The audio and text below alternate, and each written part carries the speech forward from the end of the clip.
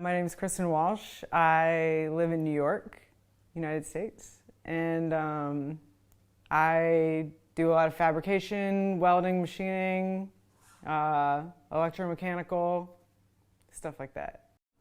Probably about 6 or 7 years ago. I've always been really fabrication heavy, but I used to do more like fiberglass, things like that. Kind of switched over to welding when I was in grad school just because I had access to tools that I had never used before, so then I kind of found my niche, I think. Well, for the outside, I use only aluminum because it's not magnetic and it is pretty soft, so you can do really precise things on like a wider range of tools, like woodworking tools even you can use on aluminum. The inside's kind of a range. Bronzes for bearings, things like that. Steels for gears, harder. Different kinds for different things on the insides, but on the outsides, mainly it's aluminum. And I use a lot of car products to like wax them and bring them up to shine.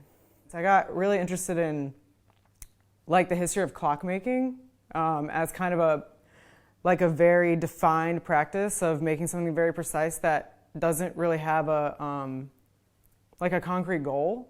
Like for, so long clockmakers have sought to define time when that's really not even a decided upon thing. And I mean, even now, like there are arguments about what's the most accurate materials for things, and those have changed throughout time. And there's all kinds of, funny, cool stories about clockmaking. It's so old, before electricity.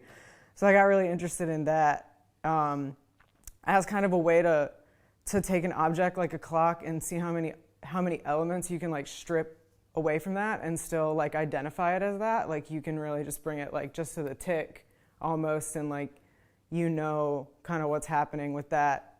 Or you could you can really like distill the clock as an object and still use references that aren't necessarily visual to like draw you back to that. So I got really interested in that as a practice that's kind of like really flexible, and it's in its rigidity as a kind of way to look at machining, when often the materials are really limiting because they do their own thing. It's hard to. Yeah, I pretty much always work representationally. I like to kind of use people's experience with everyday objects and kind of recreate them and make them seem like a bit off, and see what can happen in that space where something that looks maybe like a found object or like a purchased object, like it's like one irregularity can like hopefully lead the viewer to see that it's actually like not a found object or not a purchased object. It's like a handmade object in this weird way where little details are just like not totally like factory made. And yeah, I started making this work kind of during the pandemic, thinking about like elements of architecture as like kind of like actors like in this play, or just kind of personifying them as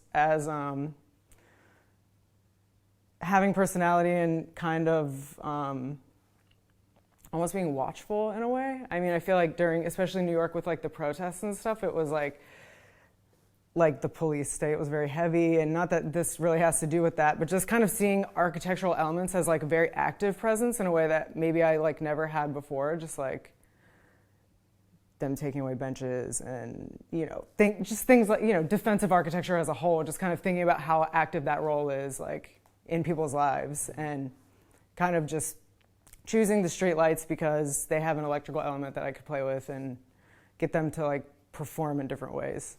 I spent a morning looking online for the size of the subway light, especially the globe, because the glass globe is the only thing I didn't make. I cut every gear by hand. Every single thing is, bearings, everything cut on the lathe. But I couldn't blow that glass globe. I just don't have capability for that. So I was kind of tied to like that, finding that shape. And after like an hour, I was just like, I have one of these stops right over here. I'm just going to go climb down there. Like, this is stupid. So I did. I make models out of foam or cardboard. So I just make the models, and then most of the time things are hollow. I try to leave them as hollow as possible to add the structural elements in later. But some things I try to make it so that nothing is ever off limits. Like, it's kind of a bad idea to make like element that needs to be moving that's like you're welding in, never to be seen again.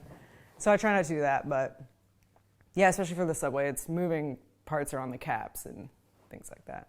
Usually I call it just whatever I've been calling it the entire time I'm working on it, which kind of just comes natural. And then usually things don't really have titles. It will just be like light pole 1, light pole 2, like very like. But this one I honestly just changed the titling up a bit because of the show with Greg. We had kind of like things working together, so I felt like it was more fitting, like they really needed titles in that way. But normally I just call it whatever I just have been calling it. I mean, I find it's the most interesting part. It's the part that's fun to play with is kind of using something that's so rigid and defined to make like entropy almost, to make randomness and a kind of subtle, it's the one thing that's not in your control. So it's kind of the time when you can play with nuance a little bit more. I mean, other things require so much planning, and there's not so much nuance in just, you know, it has to be welded a certain way, the gears have to be cut a certain way, they are not going to work if they're not. But that is the time when you can really just let it kind of do what it's going to do, and it's more of a conversation of push and pull rather than just you forcing your desires onto something, which is the time when I don't know maybe how it's going to turn out. So that's the nice part, I think. There's a similarity in the way that tech is used to elicit a certain emotion from the viewer.